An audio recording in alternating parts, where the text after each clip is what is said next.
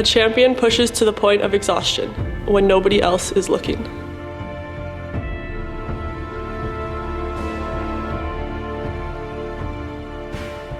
It's not about who you are, it's about who you can become.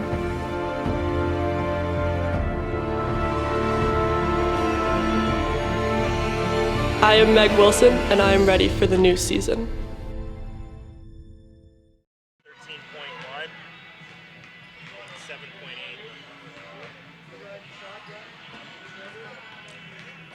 And welcome everybody to the West Gym and for watching GNAC Women's Basketball on Clan TV.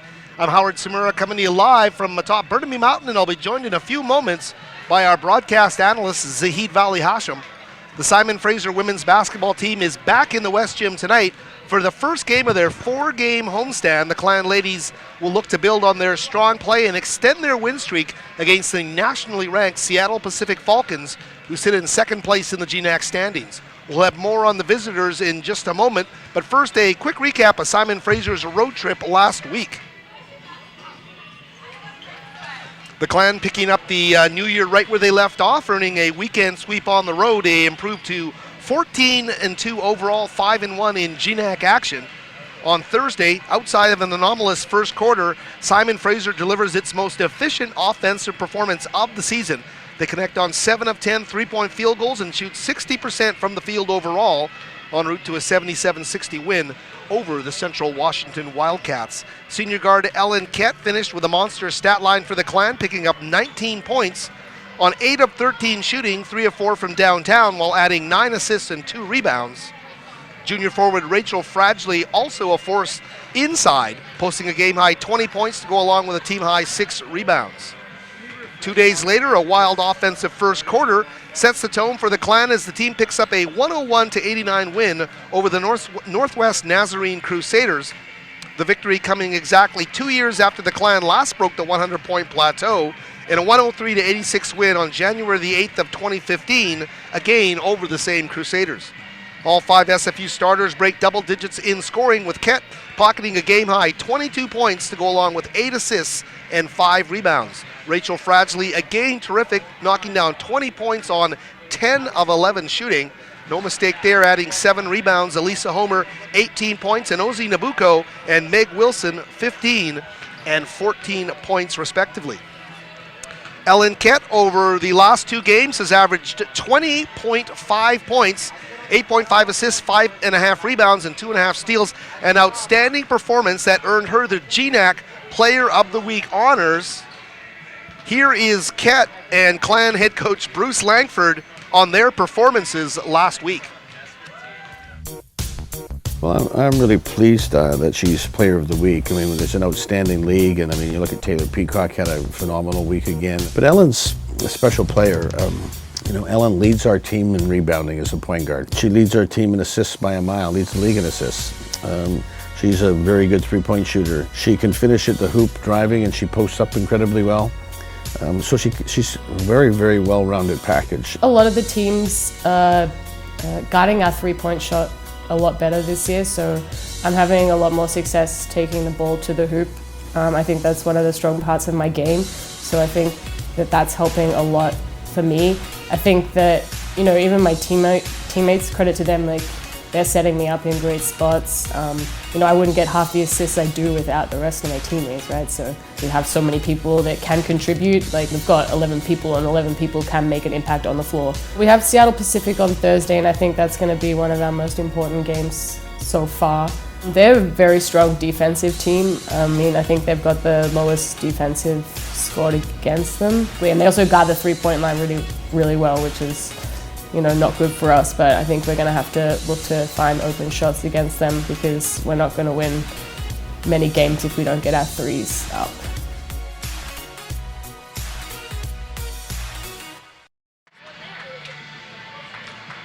And thank you, Ellen Kett and Bruce Langford, for those insights. As well, we want to thank Aaron Martin, Gabriel Lynn for that video as part of our pregame show here on Clan TV. We're getting close to the start of the player introductions, but we can let you know the Seattle Pacific Falcons will be coached by Julie Heisey, and come in here red hot. Simon Fraser facing a real test against his number 14 ranked Seattle Pacific squad After a disappointing campaign last season when the Falcons finished 12-15, SPU once again a force to be reckoned with, 13-1 overall entering tonight's contest, also 5-1 in the GNAC, their only loss on New Year's Eve against Northwest Nazarene. Seattle Pacific 2-0 last week in front of its home crowd in the Emerald City, winning 72-59 against St. Martin's before defeating Montana State Billings 67-50. We'll take a short break here on Clan TV for the anthems and the introductions. We'll be back with the starting tip here from the West Gym. Seattle Pacific University Falcons and your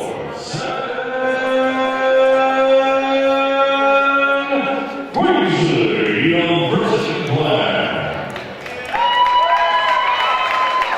Ladies and gentlemen, at this time, we ask you to please rise and put your all hands in the moment. And now you will sing the American and Canadian national anthems.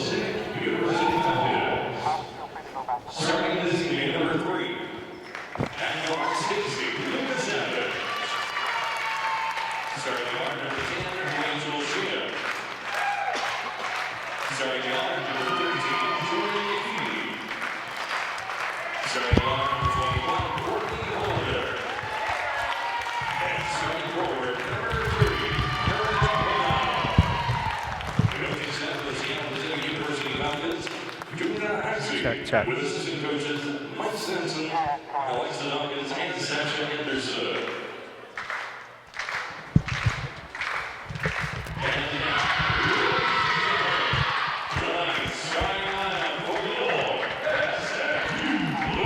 Yep.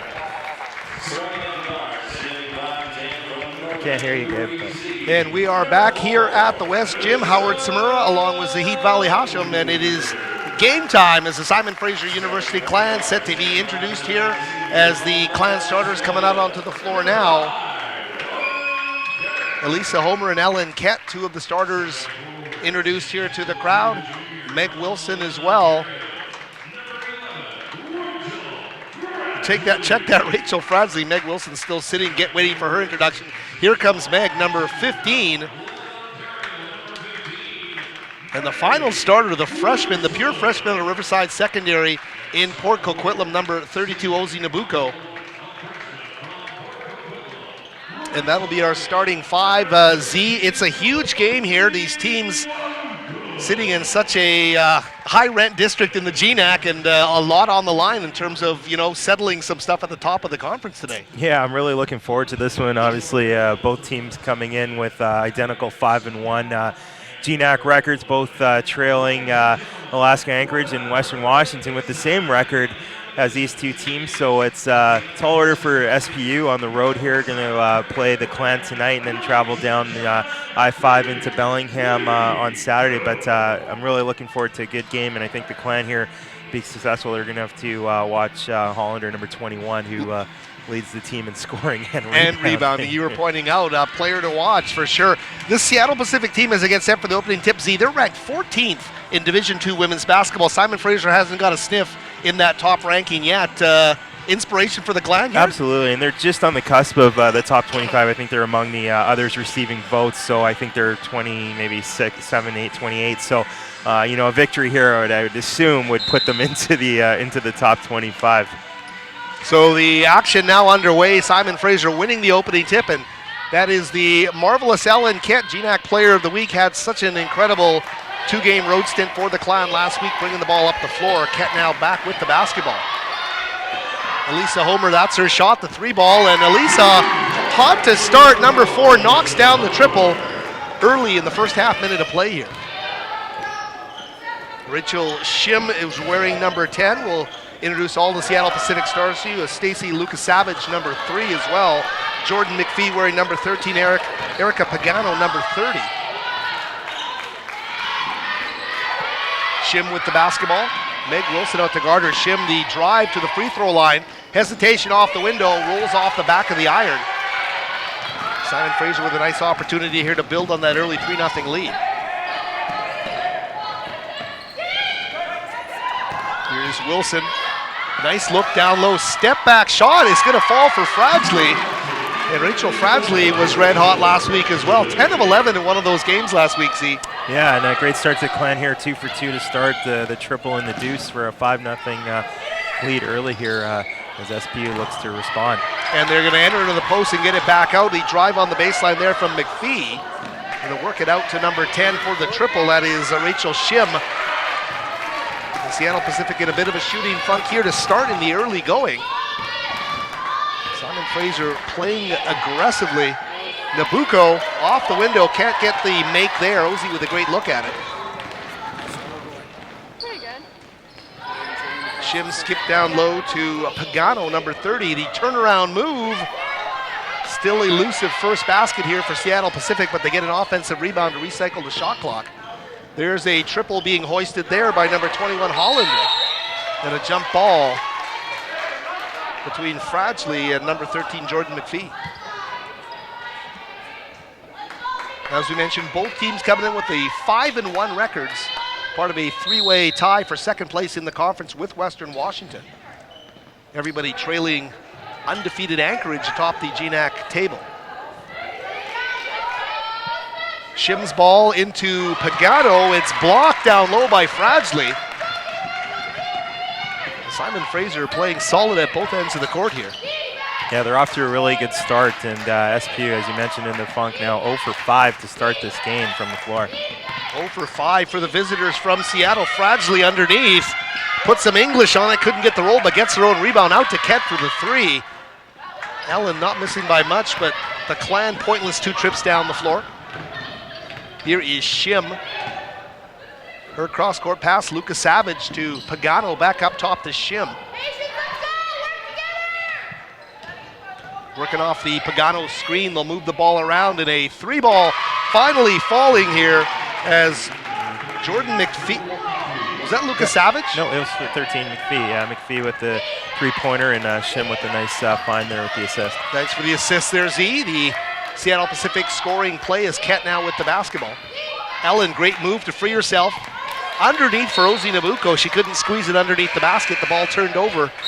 And here comes Seattle Pacific with a chance to tie or take the lead in the early going. Sub on the floor is going to be Brianna Lasconia, wearing number 20. Also set to check in Julia Haining. Shim almost gives up the basketball. Seattle Pacific maintains possession. Pagano kicking the ball out for the 3-ball. Off the mark there, Shim, and Simon Fraser now back in command. Good energy here between two 5-1 basketball teams. Ellen Kett's 3-ball is going to swirl and get a great friendly roll, and Ellen Kett knocks down a triple. Yeah, that one was around the world and in once. It was spinning around, kind of jutted out a bit, and spun around a little bit more and went in. Some basketball karma there, but Seattle Pacific with a part-way answer. The other to get 2 of those back very quickly on a great cut to the basket there by Jordan McPhee. So 8-5 the score here. Meg Wilson looking for a cutting Elisa Homer underneath the basket. That pass eluding the ex-Handsworth Royal star from North Vancouver. Sophie Swant now will check into the game for Nabucco, number 32. You go from one energy player to another in Swant. As well, Samantha Beauchamp set to check in as well for Rachel Fradgley. So changes on the floor for both teams here in the early going. Yeah, SP has done a really good job on Ozzy early in this game. I don't think we've called her name at all. In fact, until she subbed out here, they've really shut her down. And the one look that she did have, unfortunately didn't get that one to go. But we'll see if Swan can provide a bit of a spark here, give Ozzy some rest, and then have her come back and reignite the Clan offense. Great point, Z. When a freshman gets on the radar as much as Ozzy has, and she draws that kind of attention from a nationally ranked power. Here's a great cut to the basket. Can't find the finish, and the officials in our way there. I believe that was Jaylee Albert, number 11. Her foray to the basket. Here is Wilson underneath, battling. Second chance opportunity for Meg, doesn't fall. And the rebound there by Hollander. Here comes SPU. Jump shot for 3 is not going to reach the iron from Hollander.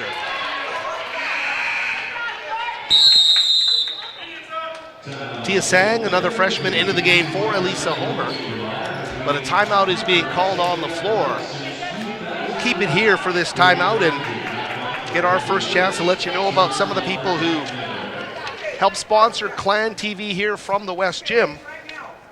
And I will find that list of fine people. And boy, our producer engineer Gablin will beat us to the punch with Nestor's Market. They're proud to be the official grocer of SFU Athletics, the local grocery store offering the full selection of items, including organic, gluten-free, all-natural, much more. You can visit Nestor's Market today at the Cornerstone. Of course, we always mention our friends at Charter Bus Lines. They are the official motor coach of Simon Fraser Athletics, proud to support all Clan teams in their travel throughout the Pacific Northwest. Charter dedicated to their safe and comfortable transportation to games throughout the, as we mentioned, the Pacific Northwest, and you can visit them online at charterbuslines.com.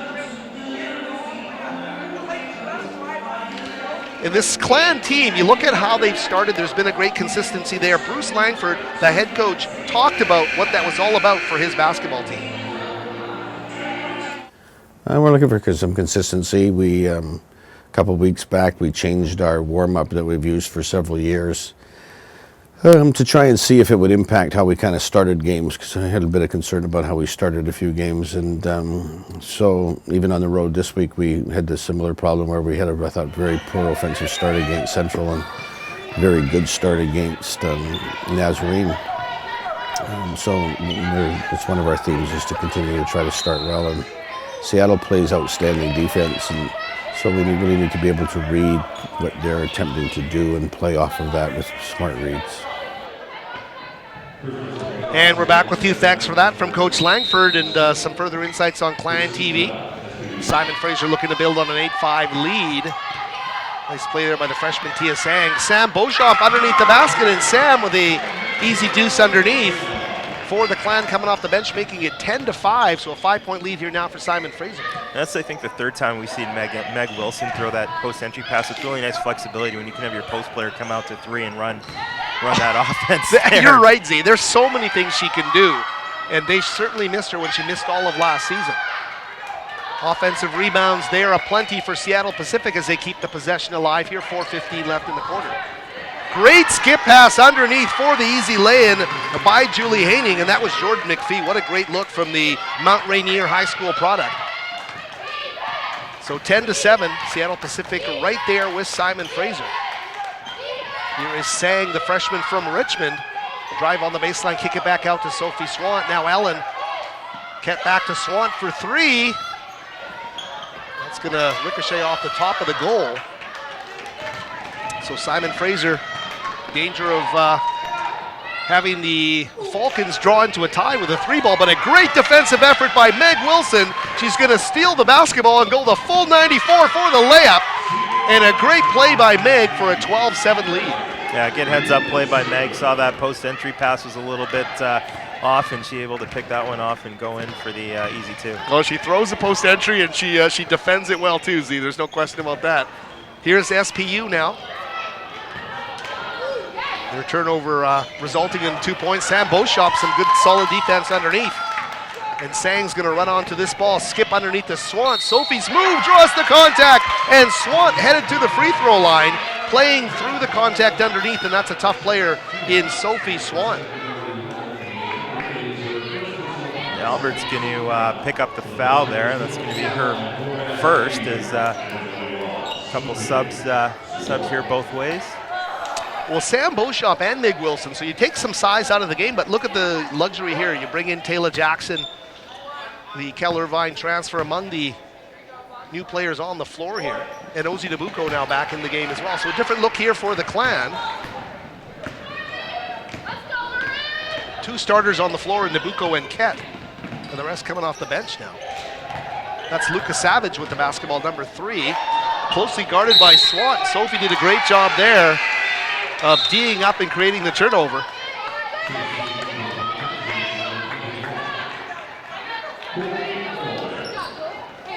Of course, the Argyle Pipers part of that top 10 shootout tournament at Coquitlam. I'm going to get out there tomorrow, Z.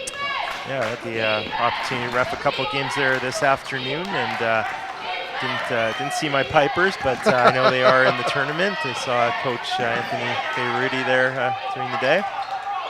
A gathering of a ton of top-ranked AAA teams in Coquitlam at Centennial Secondary. Here at SFU, we're watching the Clan sharing the basketball and getting a Sang triple. Tia off the mark with that one.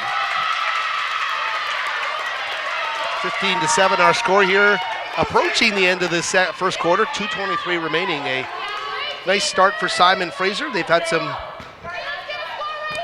dips and some peaks here, but mostly the positive variety. And a decent crowd came up from Seattle for this one, as we heard the applause, and you can always tell where the fans are from when ball goes your way. And we'd also like to welcome all those who are listening online from the Seattle area or across the U.S. nation, wherever you're listening from. That's for sure, wherever you're watching us on Clan TV, especially tonight in the Emerald City. Here's Nabucco at the other end of the floor. The foul is going to get called at the other end as Ozzy. Oh, I checked that. It's a turnover. Yeah, she's going to get called for the travel. I don't know if the official, Eric Ifland on the baseline there, had the best view on that, but looks like some contact might have forced her into a travel, but with the offensive player's back to him, he might have missed the contact there on the inside. Well, Seattle Pacific will take it, and they drive the baseline with Lucas Savage. Ball back out to... We're going to take a look, I believe, at that last play on our Clan TV replay here as Nabucco drives, and I don't know about that one. But a great look at the play nonetheless for our Clan TV replay. Hannah Rodriguez now in the game as well, number 25. And the ball turned over there by Seattle Pacific. So Seattle Pacific with a chance to, or rather Simon Fraser now with a chance to build on its lead. 1:33 left. The starter Homer now back into the game for Sang, number 1. Yeah, Coach Langford mixing up his lineup here, just trying to find the right combination. You do have an 8-point lead, but if lost a couple battles on the boards, and maybe trying to find the right mix to put on a complete performance here. 4 great BC High School stars from Argyle, Handsworth, Brookswood, and Riverside on the floor with the Aussie. I like to see that. Get that international flair at the point guard spot with these four former BC High School stars. Double team coming. Kett is in some jeopardy. And they're going to call some timeout. Head coach Bruce Langford not happy with that. Yeah, she got double teamed in the backcourt, and I think SPU drew that one up out of the out of bounds play there, and Clan forced to call a 30-second timeout there with the backcourt count. So Simon Fraser getting caught there. Ellen Kett with a quick double team. Julie Heisey's squad coming with some aggressive defense to create the turnover. Everybody chasing Alaska Anchorage 6-0 with a 9-game win streak right now for the ladies from up north. Yeah, I'd be lying to you if I told you I didn't have that one circled on my calendar at the end of the season here when they come down, because that's going to be a heck of a game. It will be a heck of a game. The Clan want to be in contention. And a big step here against Seattle Pacific, both teams sitting at 5-1. The foul being called against Seattle Pacific. So Erica Pagano, check that, number 13, Jordan McPhee. Coach Langford has left the court and has run off maybe perhaps to use the facilities. I'm not too sure what. You won't see Bruce leaving the bench too often yet. Here's Homer beating the double team. Swan quickly to Kett. Ellen for three. Knocks it down. Ellen Kett with a big three-pointer for the Simon Fraser Clan. So 18-7, that's an 11-point lead, largest of the game now for Simon Fraser. And that's got to inspire them on defense. The entry down to Pagano. She's going to kick it back out to McPhee. Down to 49 seconds left in the quarter. McPhee, the pass for the triple, and that's not going to fall for Lindsay Lee, number 22. Simon Fraser's done a good job with Courtney Hollander, too, in this game, the leading scorer and rebounder. Here's Nabucco dribbling in, passing out to Jackson for the jumper. Taylor knocks down the medium-range jumper. Nice shot by Taylor Jackson. 20-7 is the score here. 13-point Simon Fraser lead. They made things happen here at the end of the first quarter.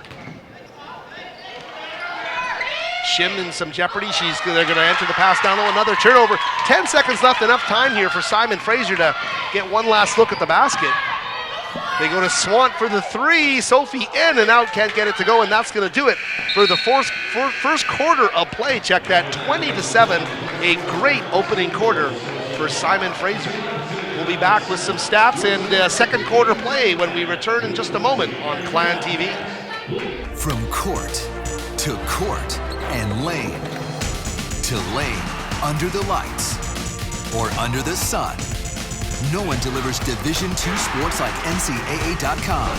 The center of D2 is inside the NCAA.com hub, with exclusive highlights of every sport and live broadcasts of every Division II championship found nowhere else. Make NCAA.com yours, the home of Division II college sports.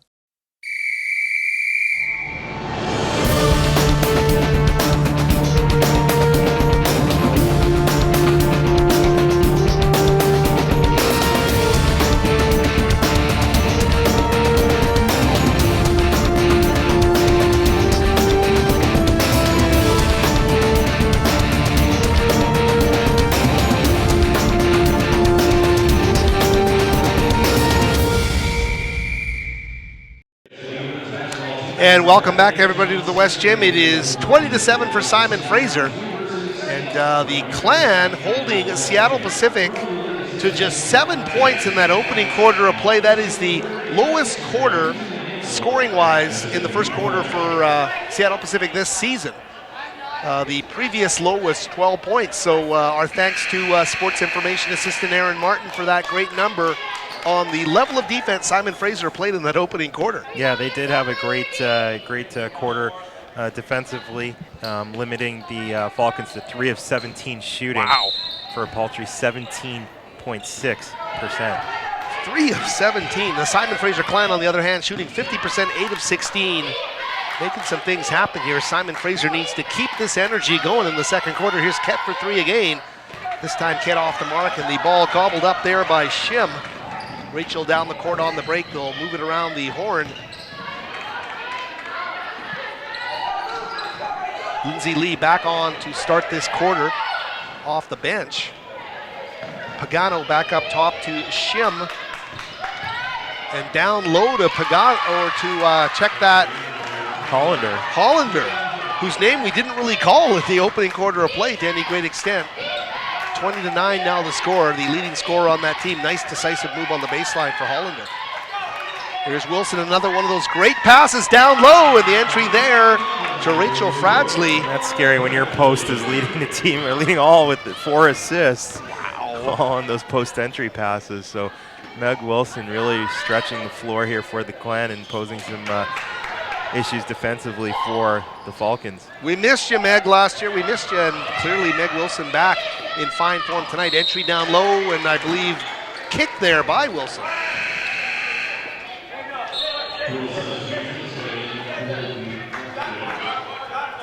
Some subs now into the game for Seattle Pacific. It's going to be Julie Haining, number 15, and Brianna Lasconia, number 20. And Simon Fraser is going to bring in the freshman point guard Taylor Drynan out of Gonzaga Prep in Spokane. Drynan wearing number 3 for Simon Fraser. She'll stay out there with Kat. Nabucco also out there with Wilson and Fradsley. Simon Fraser, solid start at 22-9. A handoff play to Shim underneath. The scoop won't go, but the rebound ripped away there by number 15, Julia Haining. Foul getting called against Rachel Fradsley. That'll be her first of the game. That'll be the Clan's first of the game as well, so relatively clean game here. Total fouls for the game, 3-1. Make that 3-2 as the Clan pick up another one, and this one is going to be charged to Ozzy Nabucco off the inbounds gets called for the foul there. This time the Falcons getting an opportunity from the free throw line. It's going to be Jordan McPhee. She makes good on the first. Native of Normandy Park, Washington, and as we mentioned, Mount Rainier High School. McPhee with her second free throw. And she makes good on them both, cuts it to 11 points. 22-11, the scorer is Drynan, check that, bringing the ball up the floor for Simon Fraser.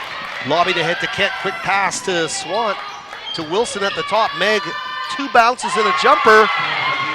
What can't Meg Wilson do? She's passing it, she's defending, getting steals and scoring, and now shooting it. Yeah, she's rebounding too. She's just doing it all. And that's her. Running that's the her fast forte. break, running the point. Oh my gosh, Meg Wilson doing it all here in the first half of play. We'll take a look at the Clan TV replay, and look how Meg Wilson, if you're a young player, takes those couple of bounces to steady herself, squares up to the hoop, and does a great job of shooting the basketball. So in the first quarter, we had 3 total fouls, all charged to SPU's 3-0 foul count. Now we've got 3 straight called on the Clan in 2 minutes into this second well, hopefully if you're a Clan fan, that's not a trend, and underneath the basket, Jordan McPhee with a layup. So Clan keep it at 11 points. Here's Ket battling. Great pass down low, and guess who? Meg Wilson off the nice skip pass from Ellen Ket. Yeah, at this pace, she's really going to stuff that stat sheet. She's just doing it all out there right now. And Meg Wilson, number 15, in white. The jumper there is going to fall for Seattle Pacific's Brianna Lasconia. And SPU making their share of shots the last few times down the floor. Ooh, trying to keep that pivot, couldn't do it. Tough break there for Frage as the ball gets turned over. Tia Sang checking back into the game. Could pass on a score again. The SFU men up 21-17 on Western Oregon midway through the first half. Again, thanks to Simon Fraser's Aaron Martin for that update from Western Oregon. Drive to the basket there. She lulls the defense to sleep. And that's Rachel Shim, the Sammamish, Washington native out of Skyline High School, with a nice basket. Clan with a 9-point lead. Swant with a 3. Sophie off the back of the iron and into the hands of Haining.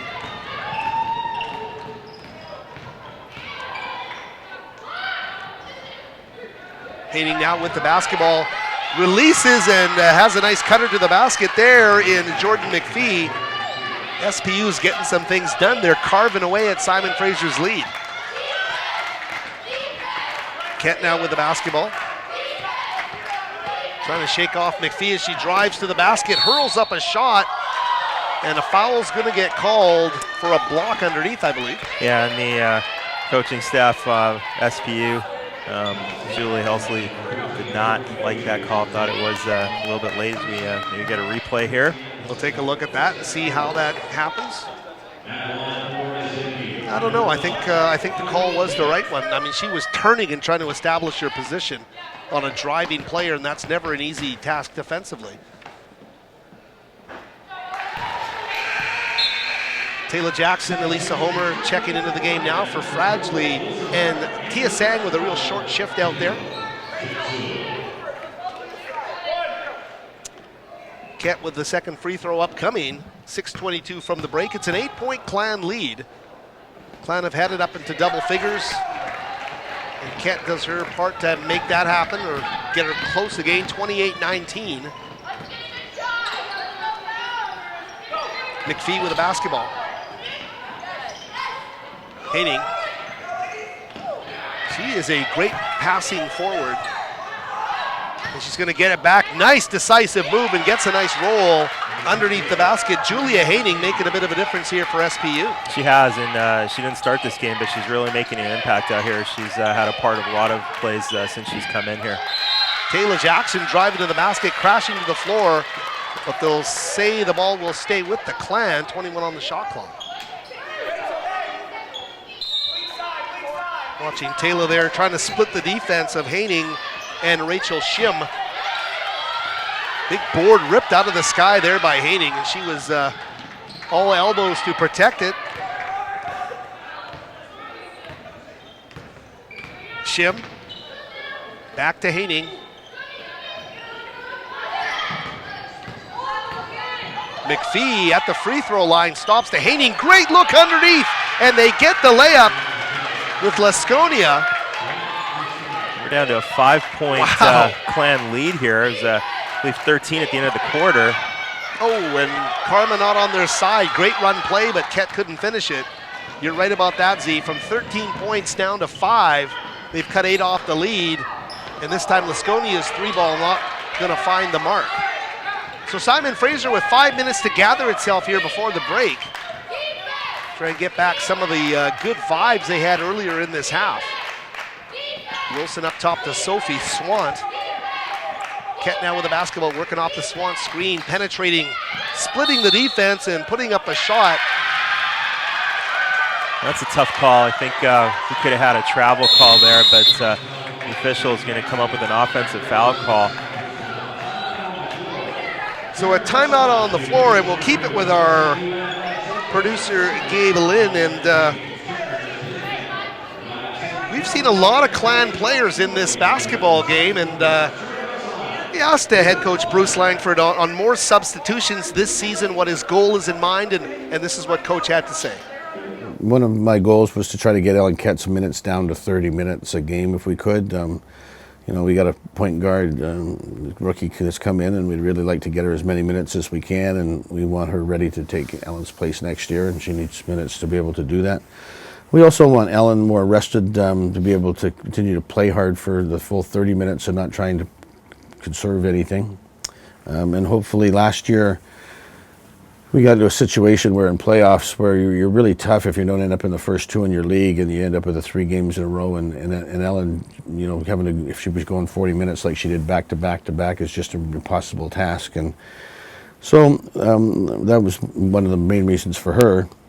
For the others, we're deeper than we've been in quite a while, and we'd really like to give everybody an opportunity to see what they can do on any given night, and then ride who's shows themselves to be ready that night.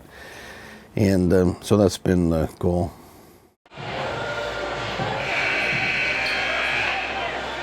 And thanks to head coach Bruce Lang for those words. And to reiterate, we are deeper than we've been in quite a while. We'd really like to give everybody an opportunity to see what they can do in a given night, and then ride who shows themselves to be ready that night. That's been the goal. So competition to stay on the floor here for the Clan. a deep and talented roster. Seattle Pacific with the basketball as we come out of that timeout. Shim with the basketball right now, number 10.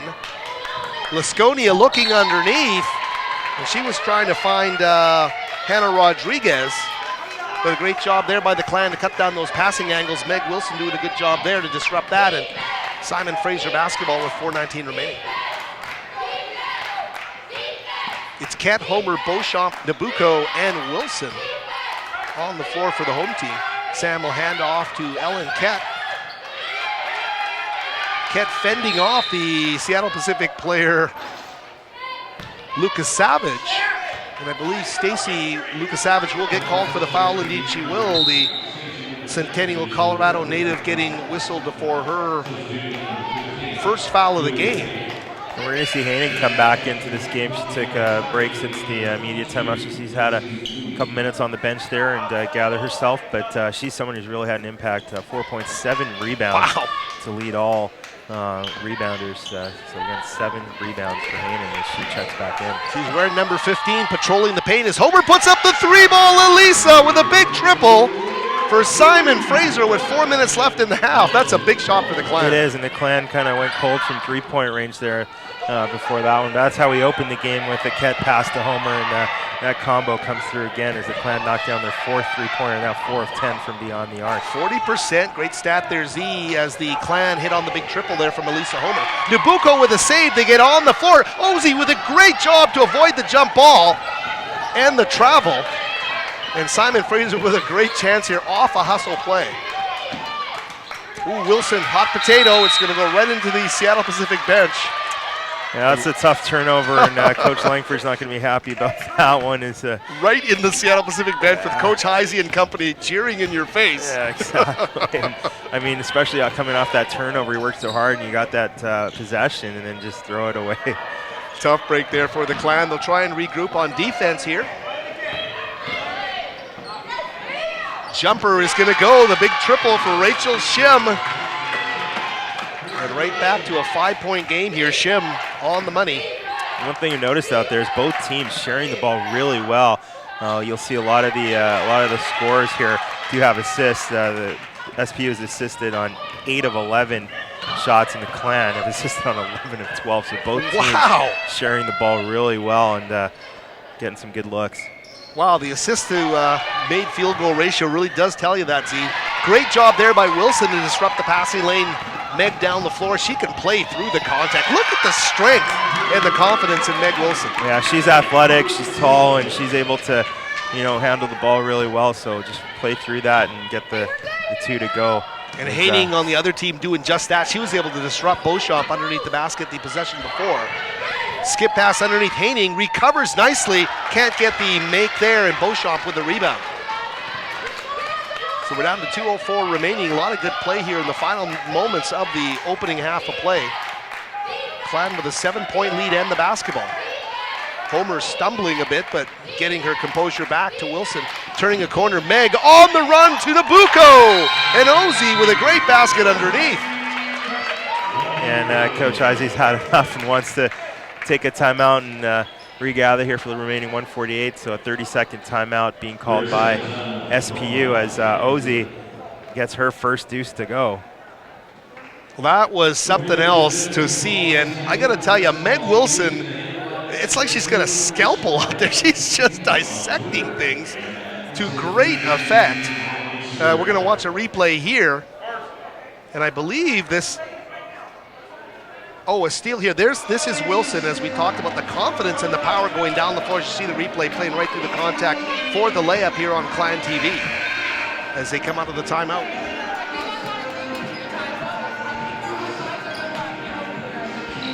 It's going to be Haining and Lindsay Lee along with Rachel Shim, number 10, and number 21, Courtney Hollander. And we see off in the corner hiding there Jordan McPhee as she's got the basketball now. Your 5 Falcons on the floor. Swant out to guard Shim at the top. And a near steal there, and Sam Beauchamp is not happy with herself. Tried to get possession of it, ended up booting it out of bounds.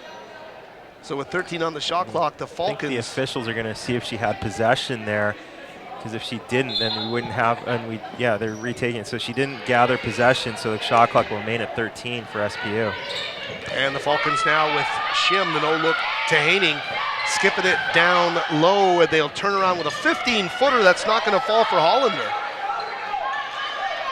Rebound resets it as we get to 1:15 remaining.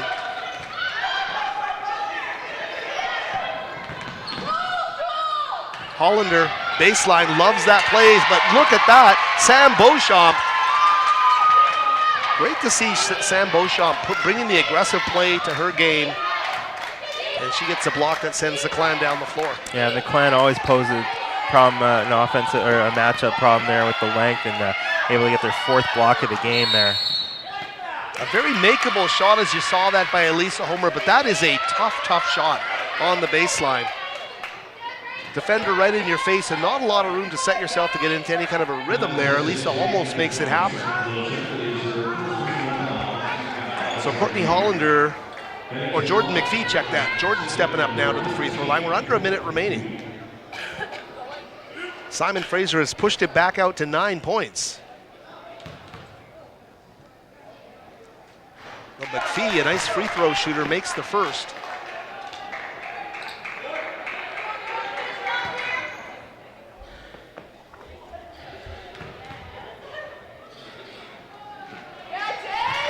Makes the second as well. She's got those 2 quick bounces and the little bunny hop at the end of her free throw. And she makes it all work. 7-point lead here, Nabucco with the basketball. Kent with the basketball, not a Swan. Back to Ellen. I'd really like to see them try and get to Ozzy on this possession here. Nabucco's been fun to watch.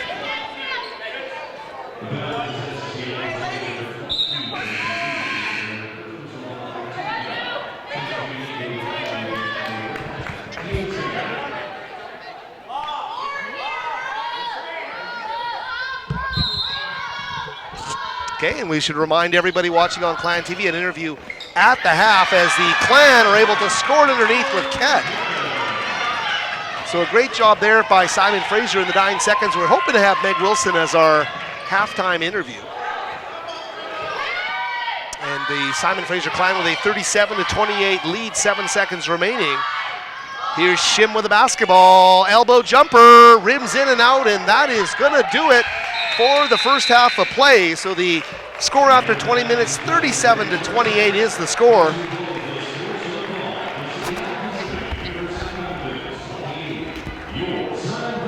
And we're hoping to get Meg Wilson here as our halftime guest. Aaron Martin endeavoring to do that right now. I'm not too sure if we're doing it right now or doing it after we come out of the half. We'll do it right now. Okay, we will.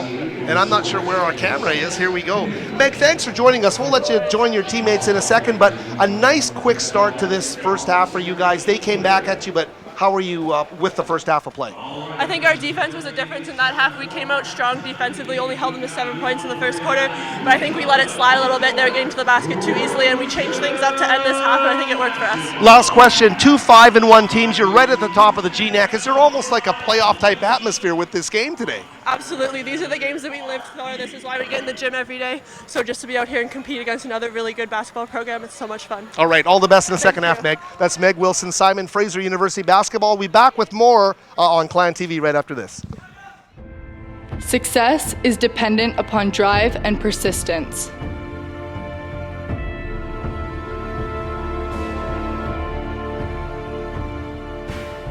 The secret to winning is having the extra energy to make another effort or try another approach.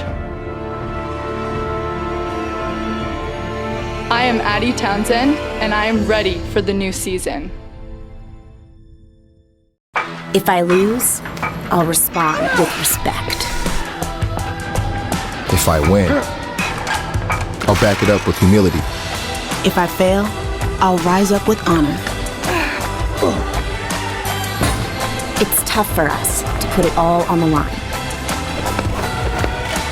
Don't undo my hard work with poor sportsmanship. Respect. It's the name of the game.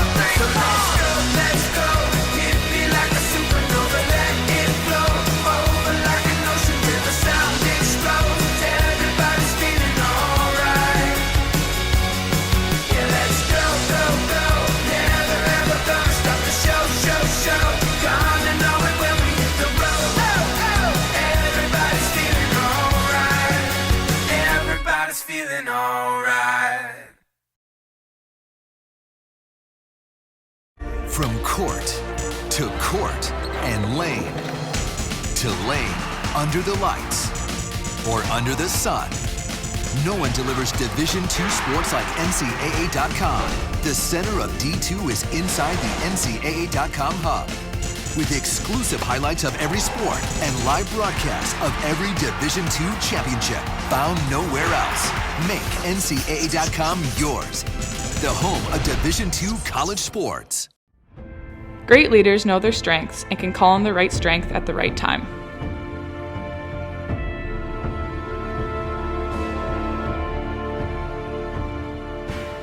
It's about setting an example to influence others so they can be better.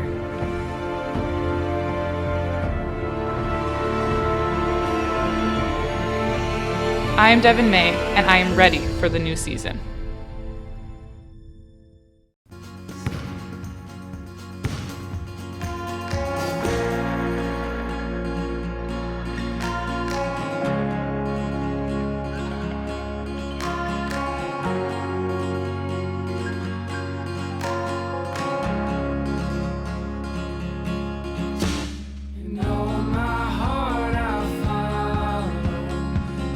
Until we all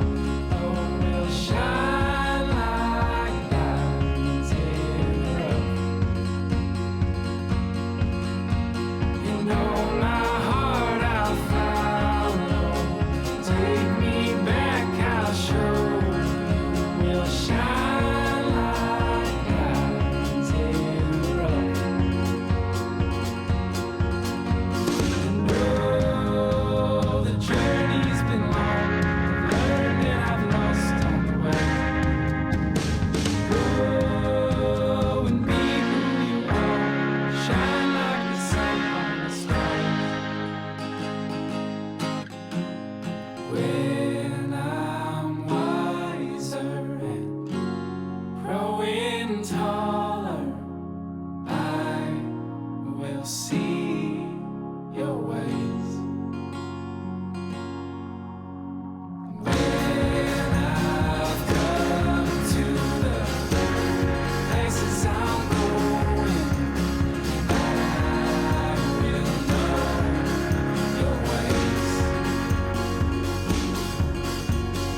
When I'm wiser and growing taller, I will see your ways.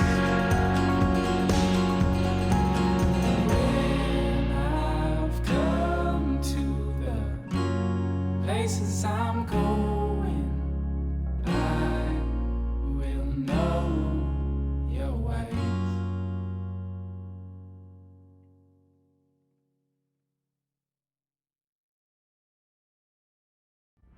Strong character is created little by little, day by day.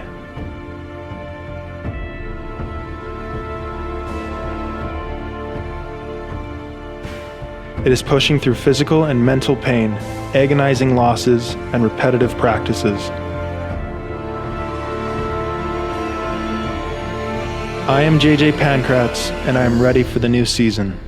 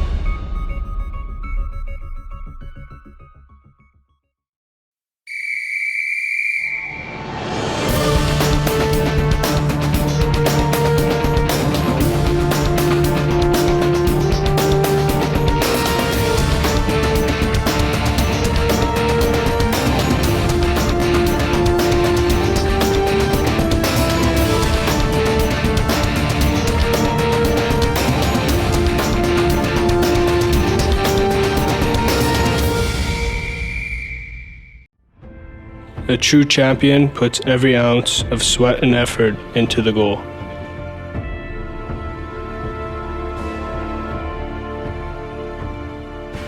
Find your passion, become one with it, and great things will happen.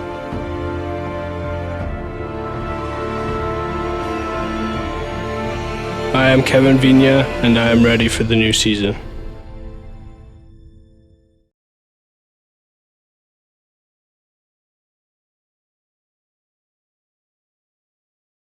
When I first came to SFU, I thought I knew exactly what I wanted. When I got into my second semester, I suddenly wasn't so sure what I wanted to do anymore. So I started to explore a little bit. Archaeology, communications, history, even kinesiology. And then I decided to go on exchange to France for a year. I was an orientation leader for a year, became a community advisor in residence, helped start a choir, I even took a rowing course. After SFU, I have lots of possibilities of what I could do, but whatever I do, I know I'll be ready for it.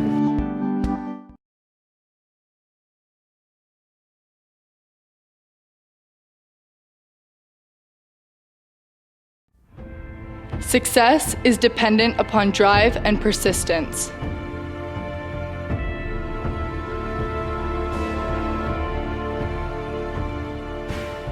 The secret to winning is having the extra energy to make another effort or try another approach. I am Addie Townsend, and I am ready for the new season.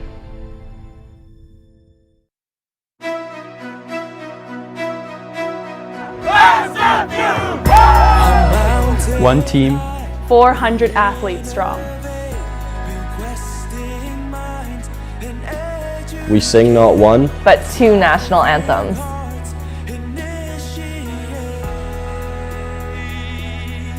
We strive to always be better. We put our heart into competition. We pursue national championships and university degrees. We care about our communities.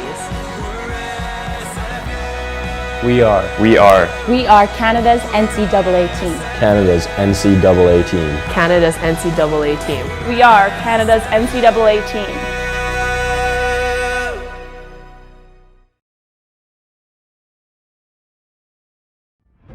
Champions keep working until they get it right.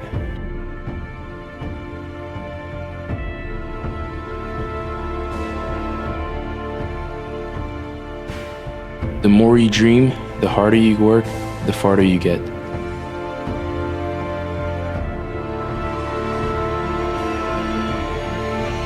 I'm Amadi Kamara, and I am ready for the new season. If I lose, I'll respond with respect. If I win, I'll back it up with humility. If I fail, I'll rise up with honor. It's tough for us to put it all on the line. Don't undo my hard work with poor sportsmanship. Respect. It's the name of the game. When I first came to SFU, I thought I knew exactly what I wanted. When I got into my second semester, I suddenly wasn't so sure what I wanted to do anymore. So I started to explore a little bit. Archaeology, communications, history, even kinesiology. And then I decided to go on exchange to France for a year. I was an orientation leader for a year, became a community advisor in residence, helped start a choir, I even took a rowing course. After SFU, I have lots of possibilities of what I could do, but whatever I do, I know I'll be ready for it. And we're back with you now at the West. Jim Howard Samura along with Zahid Valley Hashim. And it is 37-28 for the Simon Fraser University Clan over Seattle Pacific. The box score, a revealing one after the first half of play, that 37-28 lead. But Simon Fraser's defensive presence in that opening quarter, Z, was impressive to say the least. That 7 points scored by Seattle Pacific was the lowest in any of their first quarters of this season, but they did come back with 21 in the second quarter. Yeah, and you know, a 5-1 team, you can't take them lightly, and yeah, you can jump out to that 13-point lead, but you know, as they're at the top of the league for a reason, and outscored the Clan 21-17 in that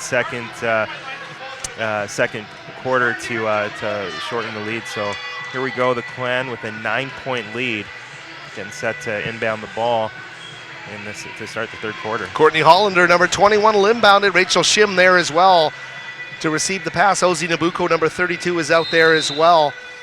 Jordan McPhee led all Seattle Pacific scores with 13 points in the opening half. Ellen Kett with 10 points to lead Simon Fraser, and we're underway in the second half of play. As Z mentioned, two 5-1 teams, part of a three-way tie for second place in the GNAC standings. The three-pointer is up and good to start things off for Seattle Pacific as Laskonia hits from downtown. So a 6-point gap, a 2-possession lead here. Seattle Pacific on a bit of a tear here. Here's Wilson for three. A shot off the mark there by Meg. And I'm not sure if you mentioned, I got on there late, but Haining entered into the starting lineup here in the second half in place of Lucas Savage. She came down with that rebound, her 10th rebound, just a minute into the second half. Wow, and there's a triple being put up there by Courtney Hollander. Oh, a long two, thanks E for the correction there. A long two, 37-33. Clan already set to make a switch 1 minute in here with Sophie Swant checking in at the minor officials table. Up fake move is not going to be bitten on by Haining, who is having a great game as she dispossesses fragilely of the basketball. Shim, 100 miles an hour down the court, drives, and Simon Fraser going to be called for the block down low. Yeah, this is not the kind of start you want to see from the Clan here, as the lead now is down to 4 points. And as Meg Wilson is going to pick up that foul, that's going to be her first. Well, Bruce Langford, the head coach, wants to stop the hemorrhaging that he sees beginning here, Z, and Shim makes the first, makes it a 3-point game. Fradsley and Nabucco out. Swant and Taylor Jackson in. Yeah, and Taylor Jackson's not someone you see who comes in right off as a sixth woman, if you will, in this one. But yeah, I guess Coach Langford maybe sees something out there that warrants her coming in at this point. SFU led by 13 points with 29 seconds left in the opening quarter. It's down to 2 points now. So Seattle Pacific is feeling it. Kett driving off the window. Ellen turns the corner for 2. So a nice job there by Kett. We'll endeavor our crack staff here on Media Row to get us a score from the men's game, hopefully that we can pass on to you later. Oh, you've got it right there for me, Z. 30-29 at the half. 39. I'm sorry, they're trailing 39-30. Bad eyes here from the old guy behind the mic. Western Oregon leading 39-30 over the SFU men at the half. Back here in the West Gym, 2 minutes into the second half. Simon Fraser with a 39-35 lead, but Seattle Pacific with the ball. Shim to Haining. Great turnaround pass there by Haining. They'll kick it back out for the 3-ball from Hollander.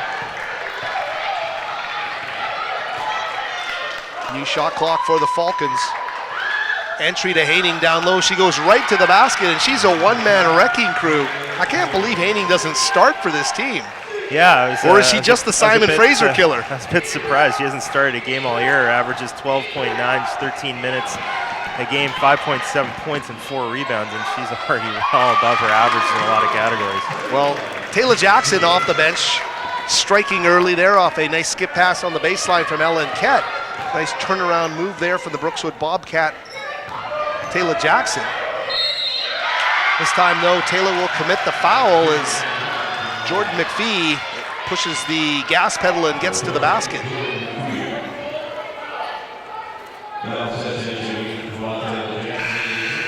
Oh, did I get that wrong? Was that Meg Wilson with the foul? No, it was Taylor. That was Taylor Jackson. There, they put it up on the board now. On the board now, yeah. So Taylor Jackson, Sophie Swant coming out of the game. Fradsley and Nabucco back in after taking a bit of a view from the bench. And look at that, 41-40 is now the score. It's a 1-point lead for the Clan.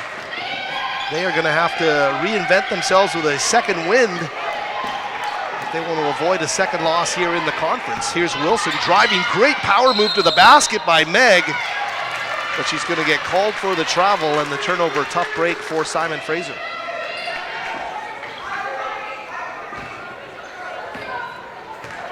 As we mentioned, a 13-point lead late in the opening quarter, now reduced to 1 point here. And the Falcons have a chance to take the lead for the first time, as they have not led in this contest, nor has the score been tied at any point. Cut to the basket there for the basket, and it's a good make by McPhee. I believe that was Hollander with the high post pass. And there is a lead for Seattle Pacific at 42-41. They've come all the way back from 13 down to lead by 1. Homer double team or getting some defensive pressure. That's a tough call, and Coach Langford did not like that, as he felt that Homer got pushed out of bounds, and I'd have to agree with him there, as she's not going to step out of bounds on that on her own, and she's walking the tightrope in a minor touch, and you penalize the player for an out of bounds. I don't like that call, and I think we could have had a push there on the Falcons. Tough one there for Elisa. She and her teammates now defending this surging Seattle Pacific squad here at the West Gym. 7 games into the GNAC schedule. Swing pass, 3-ball, bingo from the far baseline corner for Brianne Lasconia. You might see a timeout here from Coach Langford when the ball crosses the timeline here. Indeed, Z, you're calling that one, as Simon Fraser needs to talk things over here, see if they can regain the energy.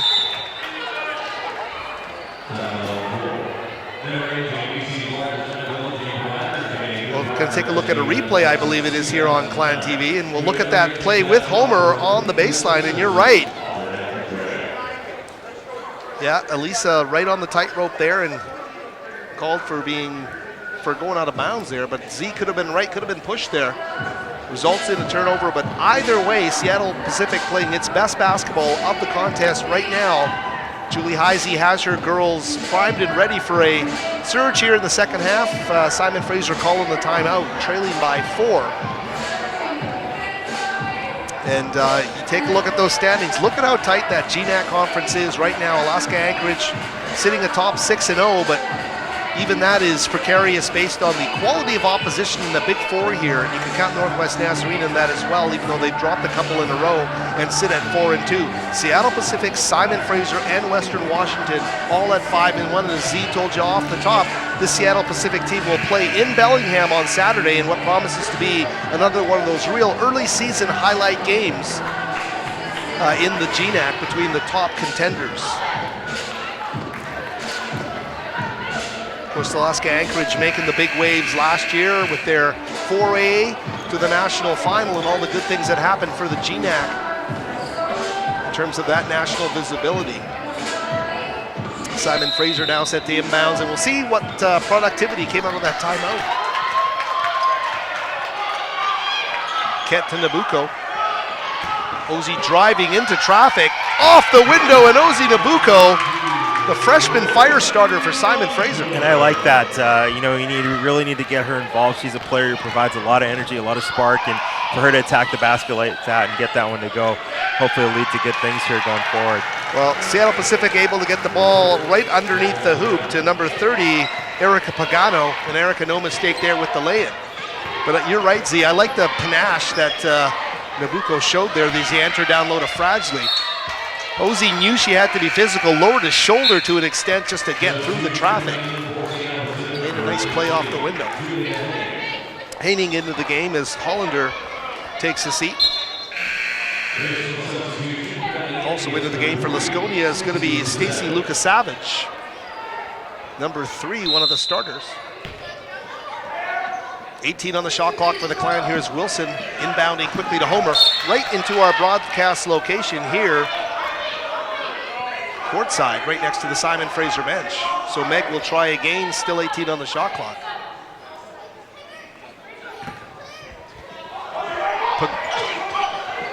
Pagano guarding her, she inbounds the ball, and Wilson now will get it back. Ooh, Wilson keeps the pivot there.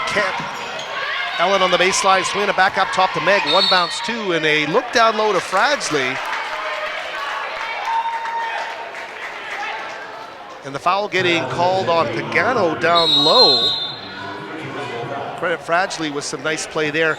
A media timeout on the floor, and time to talk again about the sponsors who help bring Clan TV to the air each week for so many great sporting events here at the school.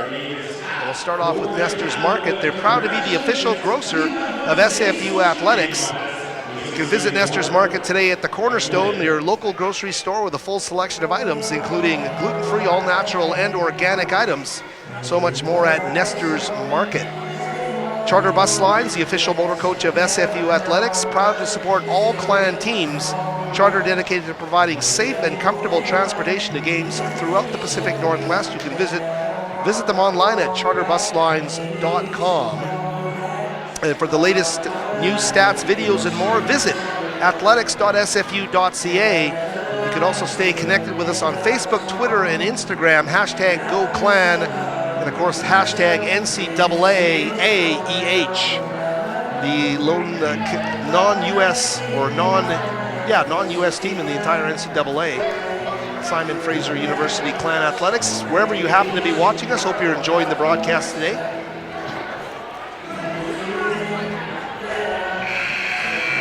Simon Fraser trying to catch a second wind here. They're trailing by 4 after leading by 13 earlier in this basketball game. But like Z said, you don't get to Seattle Pacific's stature in the conference without being a great basketball team, and their counter punches been a little too much for the Clan to handle. Here's Fragsley at the high post, a handoff to Ellen Kent. Little floater off the window, won't go. Frag with a follow and a make! Rachel Fragsley, great stick-to-itiveness underneath the basket. Yeah, that was a really nice rebound from Fragsley. Had a couple defenders in between there as well, so nice for her to go up and get that one. She was 10 of 11 in one of her games last week. There's a jump shot that's going to fall. Seattle Pacific is answering, and it's been key for them as Jordan McPhee hits the jump shot there. Tia Sang will check in at the next stoppage for the Clan. Here's Ket, Swant. Sophie will drive it, dish to Fragile. And Ellen now with the basketball. Ket cross court, Swant for the three. Rolls off the iron, and ooh, close call there. But McPhee keeps it in bounds.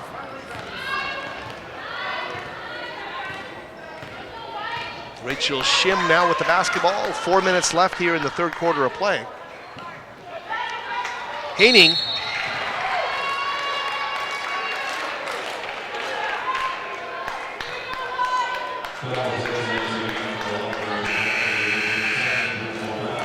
And we're going to get a foul call there as too much hands from Fragile. A couple subs, and we see Homer take a seat here, and as you mentioned, Tia Sang checking in here. Frage with the foul there, her second of the game. Jump shot from the baseline corner for three, doesn't go. Chase for a loose ball, going to get knocked out of bounds as Shim and Swant chase that loose ball. And it looks like, based on the SPU bench, that they will maintain possession. Falcon basketball. Boy, strap yourselves in. This is going to be an entertaining finish. Yeah, and this is what this matchup was built to be. Is a lot of people are looking forward to this matchup, and you know, the Clan obviously showed early that they're ready to play as ranked foe, and SPU showing why they're a ranked foe and coming back into this game, and now, as you mentioned, leading by 4.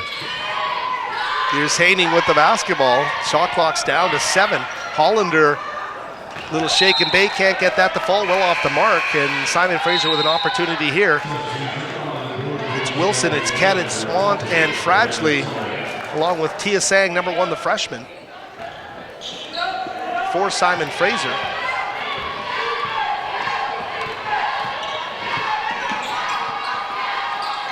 Wilson at the top, lob down low to Fragile. One bounce for Frage, can't get it done, but Haining reaching around, I believe, indeed is going to get called for the foul. So Julie Haining getting called for her first of the game. She's been tremendous today for Seattle Pacific, but Fragile doing a good job. Got to be aggressive with Seattle Pacific's best post player. Here's Sang with the ball. Great entry down low to Frage, off the window, doesn't go. And Wilson keeps it alive here. They reset with Rachel. One-on-one against Haining, can't get it to fall. Wilson with a follow, and Meg so strong underneath the basket, just squares up. Right place, right time. Fragile thought, you know, she was going to get her own offensive rebound, took a little bit of a high bounce off the rim and right into Meg Wilson's hand, and she just went up for a short jumper and got that one to go. And Meg, closing out on the perimeter, creates the turnover. And that's imposing when you've got Meg Wilson charging at you. So Haining's going to take a seat here and get some rest. So this could be an opportunity for the Clan with 2:32 to go to kind of attack the basket. Obviously, she's been a big presence down low. And Ozzy's going to check in here. And this might be a bit of a chess match move here to put Ozzy in and see if they can exploit the interior of the SPU defense.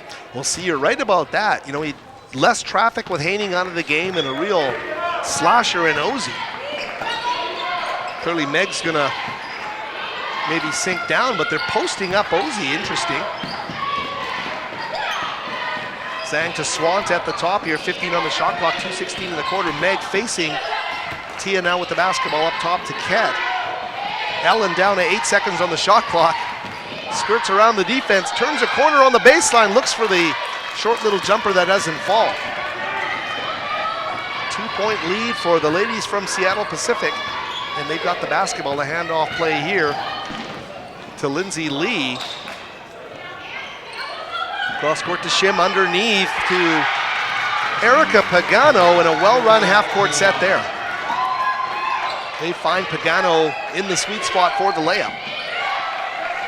Swant skip up top to Sang, who fights off her check. Shim, now it's Wilson on the baseline in traffic. Meg trying to carve out some real estate. She gets the ball to Sophie, but the travel called on Swant as she goes to the basket. Head coach Bruce Langford disputing that call.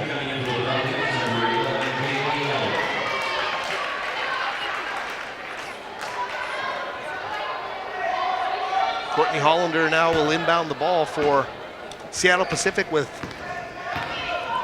1:25 left in the third quarter. Yeah, things have really slowed down here on both ends. This game's kind of gone to a stalemate with a lot of turnover and sloppy play as we get another one there. And whistles, as Z says, all over the place here.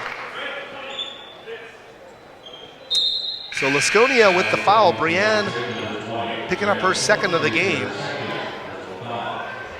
Swan out of the game. Homer is back in. So it's as guard-oriented a group as we've seen here for the Clan on the floor with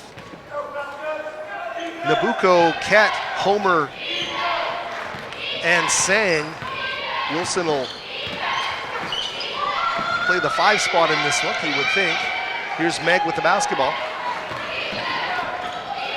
Homer the drive into the heart of the defense, and she will get the roll, Elisa Homer. That's a gutsy blue-collar bucket there from number 4. Battle for a loose ball underneath. Ozzy deflected it partially, and Ket takes over. 44 seconds left. Tia Sang up top to Ket now, working off the Meg screen. Doesn't go anywhere, so the reset with Tia Sang at the top. And they're doing a really good job defensively on Ozzy. Swarming against Nabucco. Great pass by Homer underneath to Meg Wilson for the layup.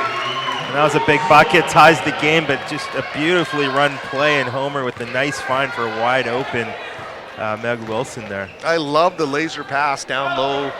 Meg waiting for it, and that instant opens that you want, and she's got the easy layup. They've got to get a stop here, though, from their perspective. Jumping in the way, trying to get a steal, Nabucco. Lindsay Lee with a three-pointer, and Nabucco skies for the rebound at the end of the quarter.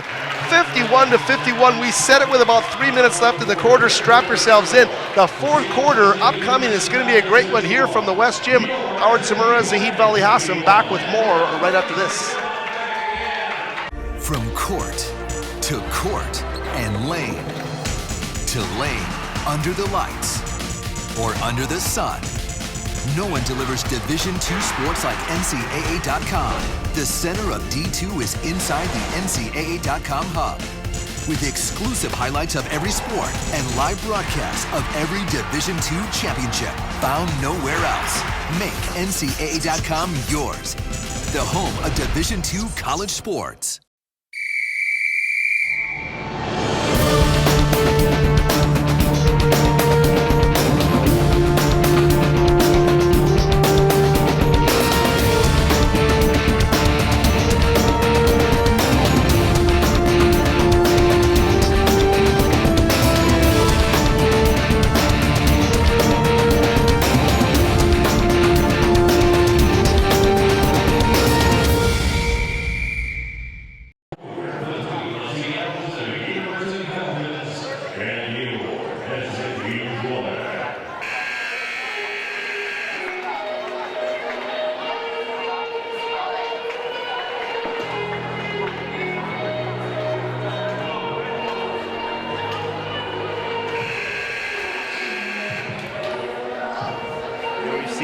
Flashes, or I should say stages of the game where both teams have shown that they're going to pull away and take this game, but nevertheless here we are, two of the top teams, the second place teams in the conference, and 10 minutes to go in the fourth quarter, and this is going to be a good finish here. I'm feeling it. Well, we're highlighting the GNAC schedule of games tonight without question. Entering the fourth quarter, great cut to the basket there. Unable to finish is Pagano.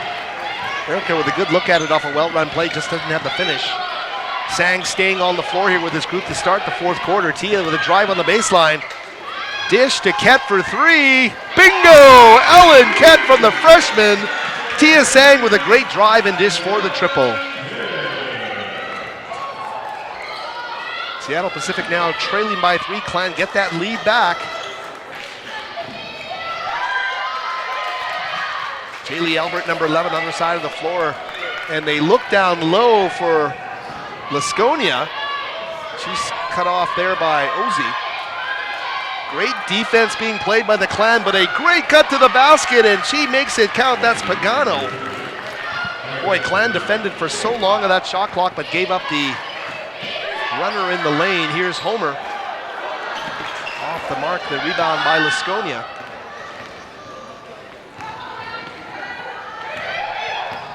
Seattle Pacific trailing by 1, can take the lead back here. Little head fake there by Hollander, puts up the jump shot off the mark for Courtney. Or check that, Jordan McPhee, excuse me, number 13.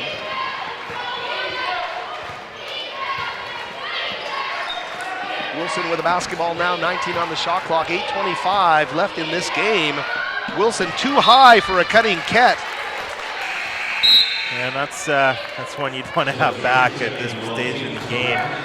You don't want to be throwing the ball away. Every possession is so valuable here as we're down to 8:21 in a 1-point game. I don't know if you're noticing it, Z, but I'm noticing, I don't know if there's some fatigue in the SPU players or not, if their rotation maybe not as deep as Simons, but boy, some McPhee and Pagano are looking a little tired out there.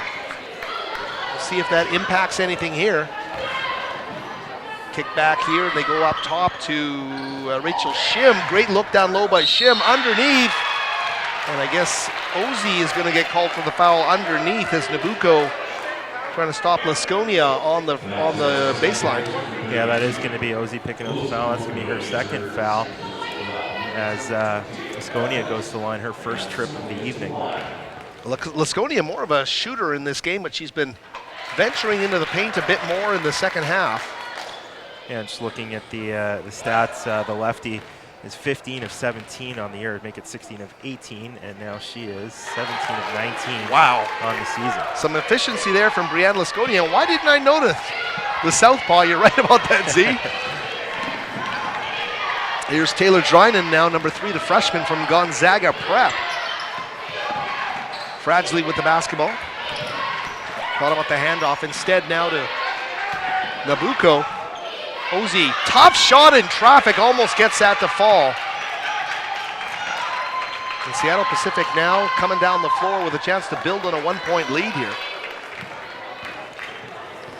Shim to McPhee.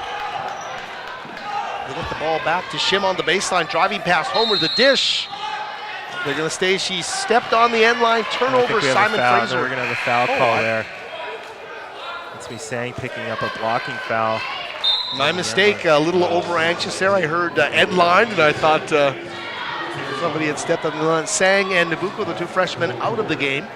Yeah, and Wilson and Ket are going to check in, so provide some more leadership. Senior upperclassmen coming into the game at this juncture. Battle for a loose ball. Great job there by Fradgley to get in the midst of it, but no jump ball called. It'll be Simon Fraser basketball. In a 1-point game, 2 5-1 teams, second-place teams in the conference. This is what the GNAC is all about. Hope you've enjoyed the broadcast thus far on Clan TV. And our thanks as always to our producer Gabe Lynn for such a tremendous job with the replays and everything that goes into Clan TV. Here's Wilson, kick to Drynan. Taylor thought about the baseline skip, instead to Fradgley from 18. Handoff here to Homer, step back 3 with 7 on the shot clock. Can't get the roll underneath the basket, Fradgley, but they recycle it to Ket for the triple, and bingo, Ellen Ket for 3. Yeah, that's a big one. The Clan, obviously a very well shooting team from beyond the arc and able to get that one down. Their 6th three-pointer, and that one couldn't be any more time. Timely is the word, Z. You're right about that. The 6th triple of the game for the SFU Clan. And Ellen Ket hitting it off that recycle underneath. Shim with the basketball, little head fake on Ket on the baseline. Short little jumper, won't fall. Battle for a loose ball, crashing to the floor. And Coach Langford is going to get off the bench on that one as his player. Couldn't see who it was. I think it might have been Drynan or Ket, went right to the ground. That was Ket who crashed to the floor. And they give the ball back to SPU. Oftentimes that situation when they miss a foul call, they'll just turn the ball over on the out of bounds, but they kept it the same way here. SPU with the basketball, that's Jordan McPhee. She'll enter down low. Coming out of nowhere there, Fradgley.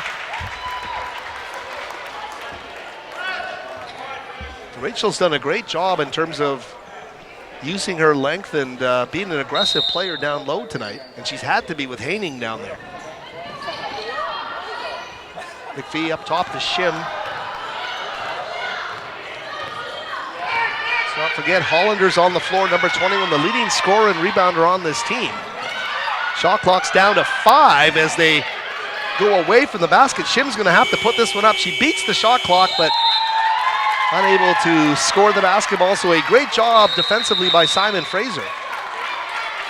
We're going to get a 30-second timeout called by SPU here.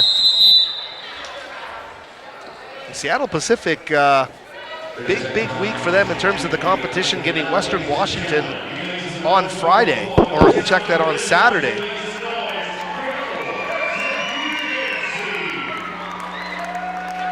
The Simon Fraser Clan will play St. Martin's on Saturday, 7 o'clock, and I plan to be at that game, although I'm covering the Centennial Top 10 Shootout Tournament Final. It starts at 4:30, so you know me and my sense of direction. If I get lost, you might have to carry the mail on that play-by-play in the opening quarter. That one should be done by no later than 6:15, so maybe 45 minutes to get here. Only problem is I got to write a story as well, so we'll see what happens. But the plan is to be here again, you see, on Saturday for St. Martin's, the Saints in town to face Simon Fraser.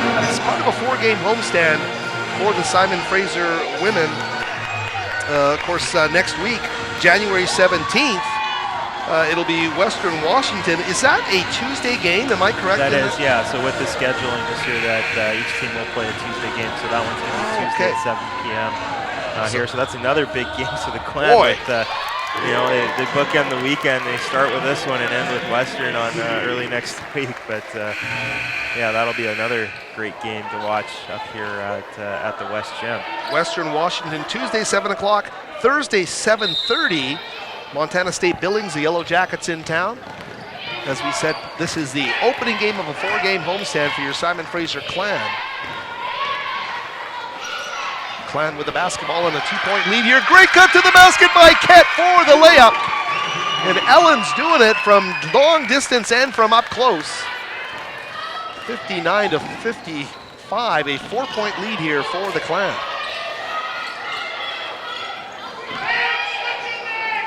Jumper is not going to fall for the Falcons, but they recycle, and Shim's got the ball back. She sees a lane, but instead pulls up and hits a big 3.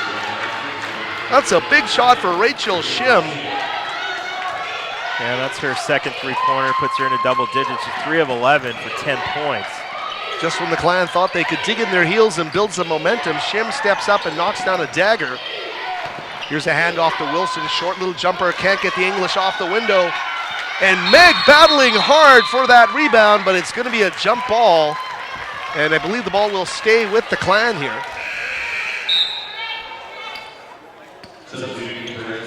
Boy, Meg's battling hard here for SFU.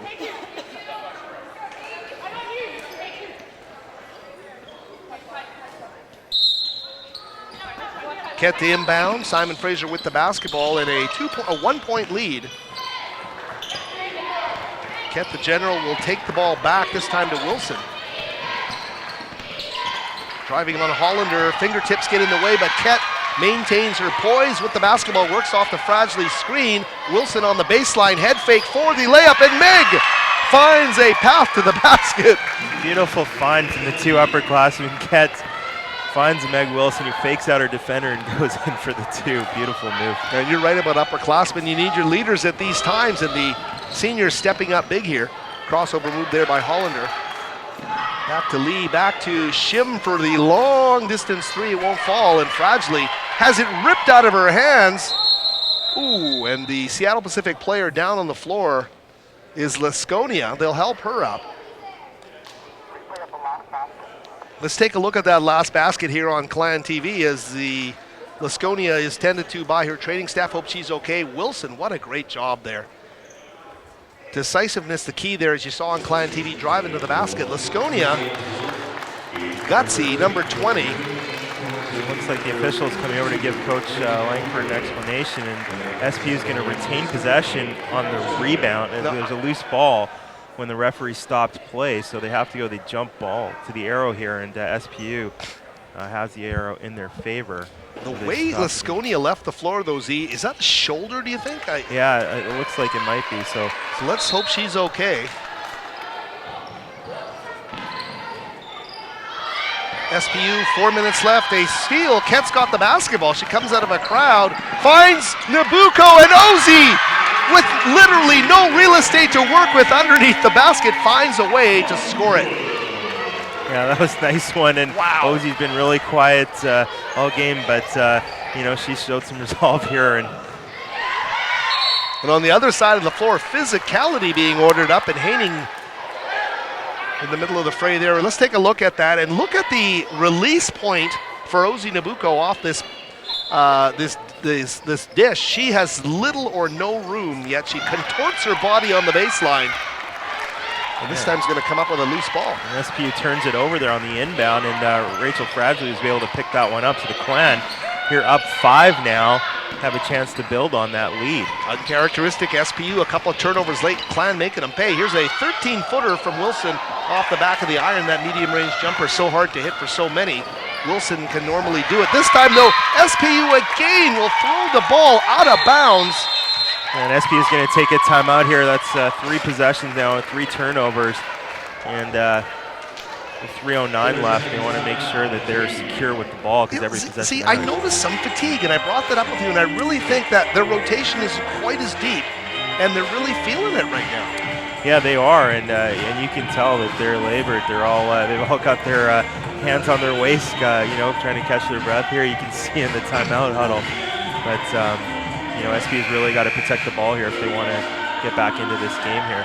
Well, the Clan finding that second win we were talking about as we're late in this game. Howard Samara and Zaid Vali Hashem with you on Clan TV. 3:09 remaining.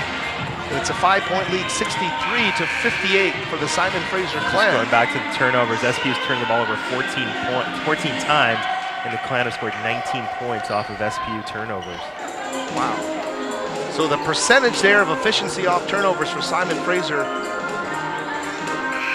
I think almost as stunning as that assist-to-made field goal number you provided for us earlier in the opening half. Simon Fraser taking full advantage of Seattle Pacific turnovers. As we get to 3 minutes remaining, Ellen Kett dribbles over the half-court line, the handoff to Elisa Homer. Fradgley at the high post. Rachel, a couple bounces, they drive, and almost gets the finish underneath, but denied as the that's a tough shot at this back. juncture in the game. I'm not sure if you want to throw something like that up from that far away, and it might have been wiser to dish that off or look for a better shot. Well, Jordan McPhee wants to get her team back in contention here. In the post, thrown away, and another turnover, this time to Homer. Kett, touch pass to Ozzy for the lay-in, and Nabucco. That was a beautifully set up play by Ellen Kett as she saw a sprinting Nabucco go down the right side, and she just turned and fed her the ball, and not too many players in this league are going to beat Ozzy down the floor. Ozzy in a full sprint again with great poise and control at the rim, as you're seeing from this freshman. And Nabucco with a finish 65-58, a 7-point lead. Turnaround effort here. Out of the hand, losing the handle, and again another turnover. Are they going to call the jump ball? They indeed will. Let's take a look at that last basket here on Clan TV as Ozzy again. Just the most natural movement in the world for number 32 to watch her finish on the break. And I said touch pass, it wasn't a touch pass, but it was darn close to it as Kett, Z mentioned, so quickly got the ball to number 32. It's like one of those full court drills in practice where the ball's not supposed to touch the ground. The Clan riding that to 2 points. And now they've got the ball back again, this time off a jump ball. Kett, change of direction, finding Frage underneath. Rachel almost scoring the basket. 7-point lead, 1:39 remaining. Clan, from their perspective, simply cannot rest on defense. Lee with the entry down low. I think we're going to get a foul call on the post-entry pass, and that's me, Meg Wilson picking up her second.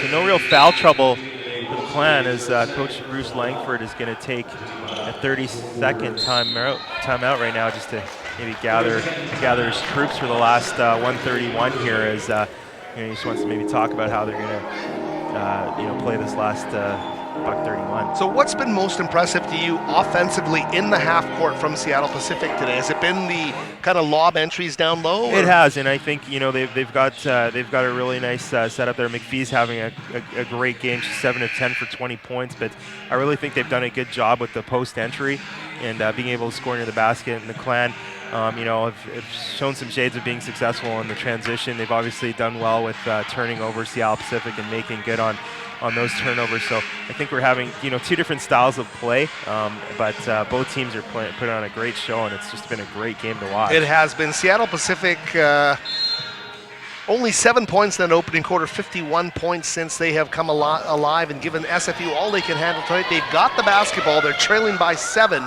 with 1:23 left. Here's Hollander. Out to Lasconia, who's hanging around. Lasconia with that banged up wing still gets on the floor. Here's Swant now in flight. Kent at the top to Fragsley. Ooh, I thought that was going to get turned over. Instead, Kent gets the basket. Ellen Kent puts on the cape underneath the basket. And that scoop shot by Ellen as she crashes to the pine will go, and the foul being called against Lasconia. Wow, what a move. Ellen Kent just getting fouled and just throwing up a scoop shot, netting that one to go. You want to talk about intangibles. That is an intangible. Just the ability to lay everything on the line and then to pick yourself up off the floor and hit a basket. Ellen Kent, what a play by number 5.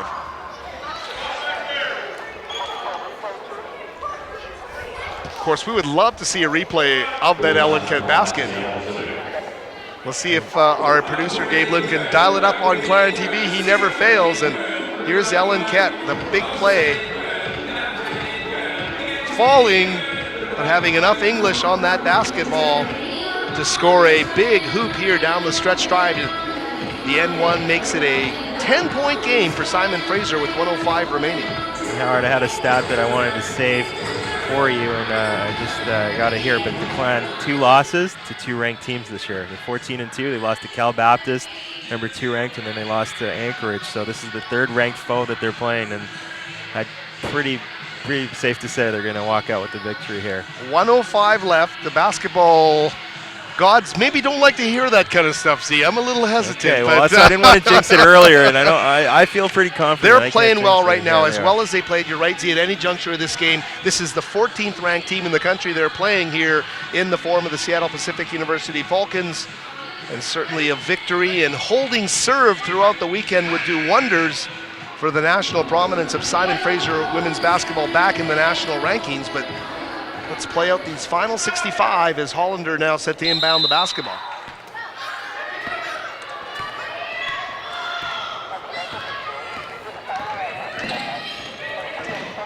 It's Shim with the basketball now, Ket guarding her as we get down to 56 seconds.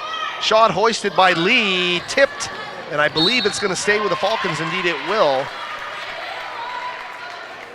Seattle Pacific, Z, you're right about that. A 10-point lead, they're going to need to hoist here. They want to close the gap as Hollander inbounds against her own number 21 Swant. Shim surveys the situation, goes to Lasconia baseline. Looks like Ozzy Nabucco is going to get called for the hand check on the baseline.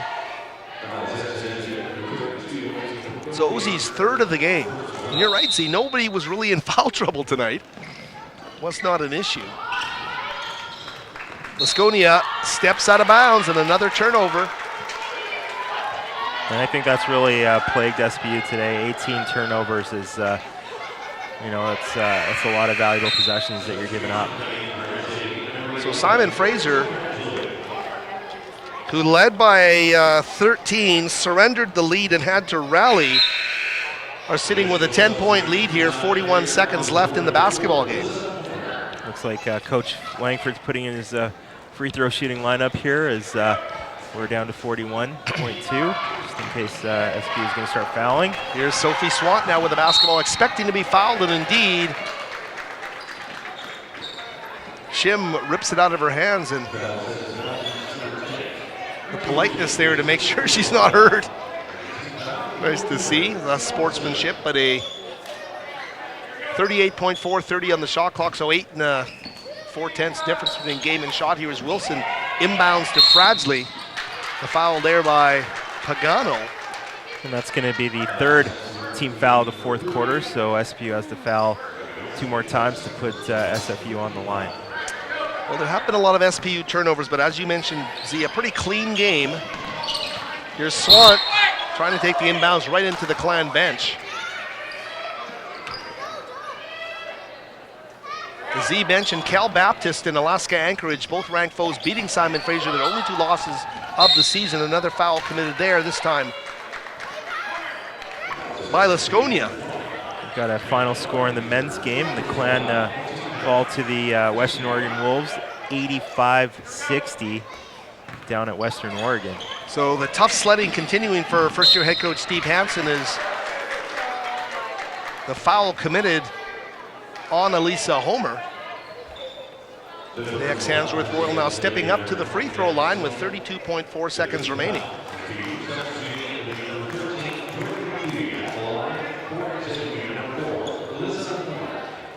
Mark of a good team like Simon Fraser, the ability to shake off that big rally, that big counterpunch from Seattle Pacific tonight, and they have come back strong, finishing down the stretch, and certainly bodes well for Saturday's contest against St. Martin's, the 7 o'clock start right here at the West Gym. So Homer makes them both. It's a 12-point lead.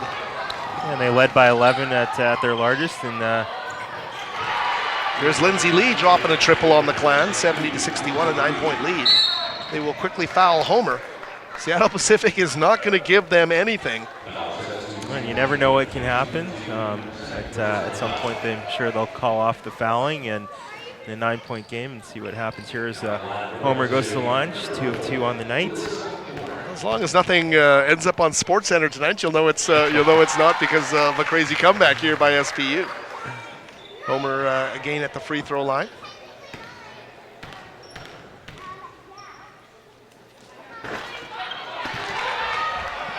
As we tick it down to 20 seconds remaining. Shim with the basketball now to Lee, who hit the 3 ball. Hollander puts up a triple, doesn't go. Simon Fraser with 10 seconds left, and Seattle Pacific will call off the Hounds now. It's all done but the counting as we get down to the big 3, 2, and 1, and it's a win, a 71-61 win over the number 14 ranked team in NCAA Division II women's basketball. SFU 71, Seattle Pacific 61, and Z, you got to look at this as potentially a signature win in their season. Absolutely. Like I mentioned, they lost to 2 ranked foes, and to pick this one up, if they get a win on Saturday, I'd expect to see them in the rankings on Tuesday morning, and the poll makers will definitely take account of this 10-point victory over a team that's in the top 15 in the nation. So a great win for the Clan, and just a well-played game overall. And there is head coach Bruce Langford, head coach Julie Heisey, exchanging the pleasantries and a lot of respect between those two for these 2 great programs. Simon Fraser with a victory tonight, and hope you enjoyed the broadcast here. We want to thank everybody associated with Clan TV. We want to thank SFU Sports Information Director Steve Frost, as well as executive producer Gabe Lynn. Courtside stats and great features and feelings from Aaron Martin, as well as Zahid Vali Hassan, my analyst. I'm Howard Samura. Hope you enjoyed the broadcast, and we'll be back with you again on Saturday night.